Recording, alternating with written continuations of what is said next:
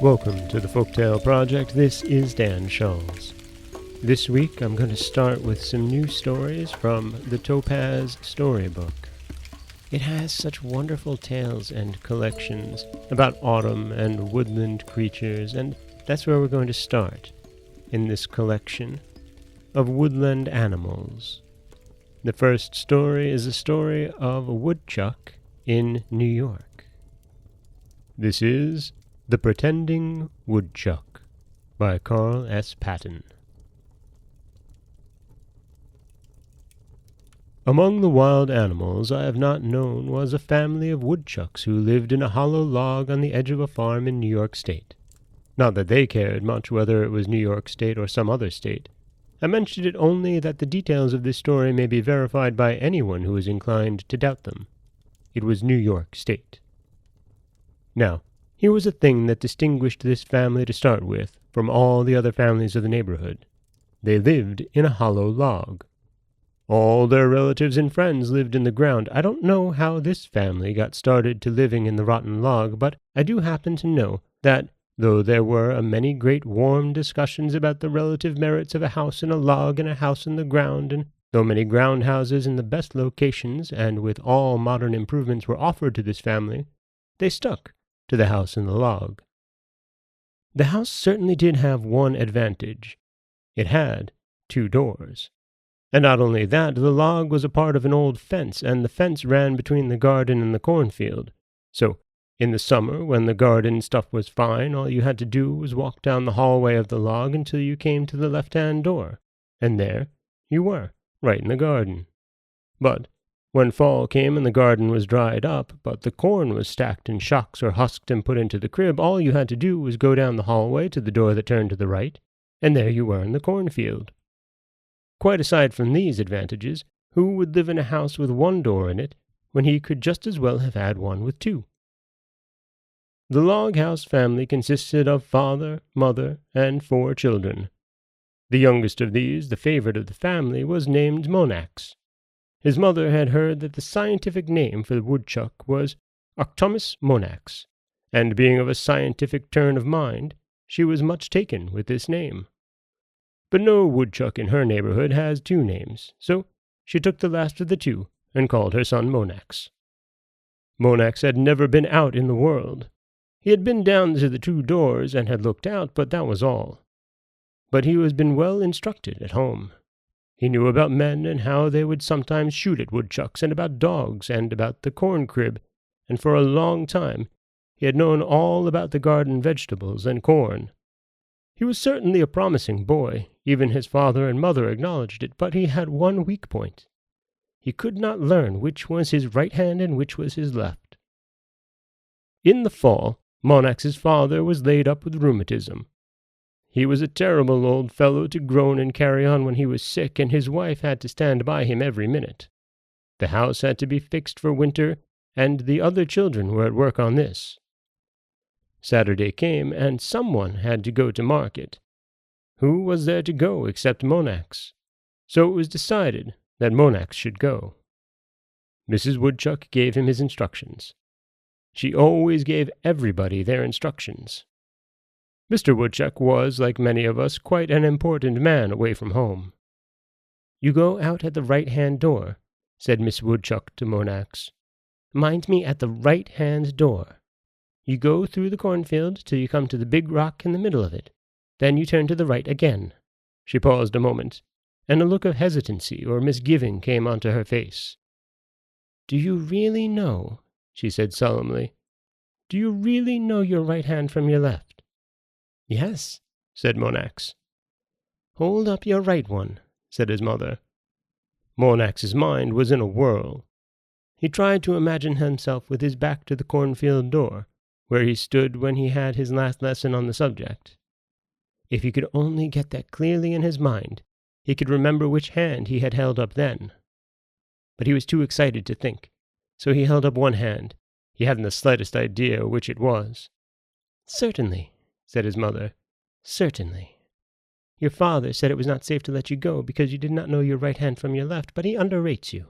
He underrates all the children." She spoke almost petulantly. Then her mind seemed to be relieved, and she proceeded with her instructions. "Through the cornfield," she said, "till you come to the big rock. Then you go to the right till you come to the edge of the field. You'll see a couple of men in the cornfield, but do not be afraid of them. They are only scarecrows. Even if one of them has a gun, it is only a wooden one, and they cannot hurt you. Go right ahead. At the edge of the cornfield by the maple tree, you turn to the right again. Always to the right. Then you will see the barn. Go in and look around there. Keep away from the horses and don't mind the odor. If you find a basket of corn on the barn floor, help yourself and come home. If you don't, you have to go a little farther. Just go to the right of the barn a few yards. Always to the right is the corn crib. That is where your father and I get most of the supplies for the family. You climb up into the old wagon box and stand on the scaffolding and jump from that into the crib. Getting out is much easier, and after that, all you have to do is come home. You needn't hurry especially. I shan't be worried about you, because there are no dogs there. The dog lives away over on the other side of the fence beyond the garage, and I know the scarecrows will not hurt you." So Monax started out. Down the hall he went, pondering his instructions. If Mrs. Woodchuck had not gone back to tie another piece of red flannel around Mr. Woodchuck's rheumatic knee, she might have observed that Monax moved slowly, as if deep in thought. But she observed nothing, and so said nothing. Monax was deep in thought. He was trying to decide which was his right hand and which was his left. If he could only be sure of either one of them, he could guess at the other one. He had to know before he got to the first of the two doors. Why were anybody's two hands so much alike? How could anyone be sure which was which? He stopped and held one up and then the other, and they looked just alike. He struck one of them against the wall, then the other. They felt just alike. He couldn't stop long about it. If his mother caught him at it, she would probably suspect what was the matter with him, and his little journey into the world would be stopped before it began. He came to the first door, and a sudden inspiration came to him. He never knew how it was, but he felt perfectly confident which was his right hand. It seemed perfectly simple somehow. It was this one. So he turned out into the garden. He didn't see any corn shocks, but he was not surprised at that. His mother had said maybe they would have been hauled away by this time. He looked ahead. Yes, there was the big stone. It did look a deal like a cement horse block. But then, he said to himself, they make stone these days so that you can hardly tell it from cement. He looked for the two scarecrows. If they were there, he would know he was right. And there they were. They were awfully good imitations of men. One of them was walking about just a little. As he went by them, he noticed that neither of them had a gun, but he heard one of them say to the other, "Ever eat 'em?" "The young'uns," said the other. "They're pretty good. Old ones are too tough." Monax was much interested, but he was not frightened. On a page of the Scientific American, where his mother had brought home a few weeks before, he had read about the talking pictures that Mr. Edison had invented. He hadn't read of the talking scarecrows, but he had no doubt there were such. "You can never tell what these men will invent next," he said as he moved leisurely by. At the big stone he turned. "This way," he said to himself. "It is surprising how sure I am about my right hand now." He came to the edge of the field. There, just as his mother had said, was the barn. It looked more like a garage than a barn, but styles change. Anyway, there it was to the right, just as his mother had told him. "If you are sure of your direction, everything else takes care of itself," he said. "The location is right." He went into the barn. He noticed the odor, something like gasoline. He looked for the horses, none there. He glanced about for the basket of corn. All he saw instead was a bunch of waste lying on top of a big red tank.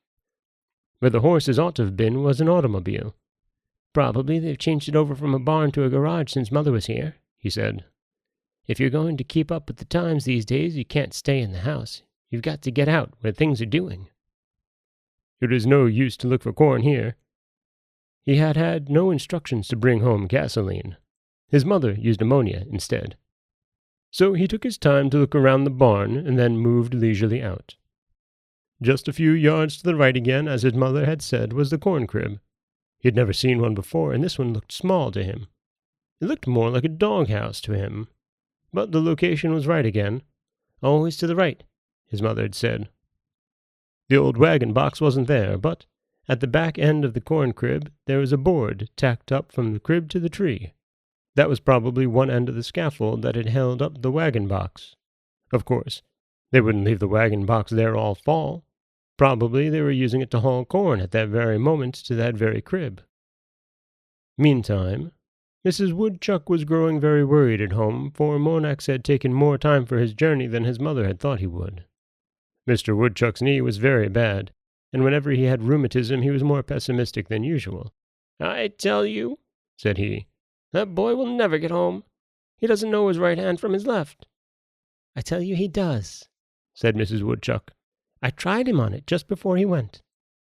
"I wouldn't be surprised," Mr. Woodchuck stuck to his position, "if he had turned out at that left-hand door into the garden and gone to the garage instead of the barn.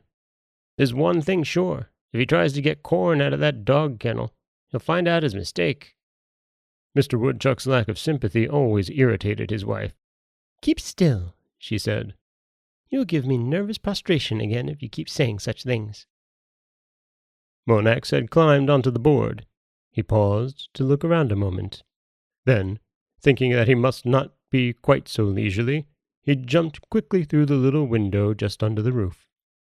Then, things began to happen so fast that Monax could hardly keep track of them. For what Monax had really done was just as his father said he probably would do. He had turned to the left every time where he ought to have turned to the right.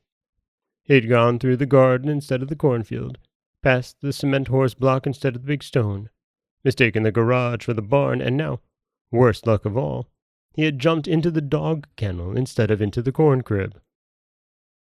The old dog had been after the sheep and cows and was fast asleep on the floor of his kennel. Still, he didn't propose to lie there and be jumped on by a woodchuck, not in his own kennel. And Monax, well, perhaps he wasn't surprised when instead of landing on top of a crib of corn, he fell clear to the bottom, and felt his feet touching something furry that moved.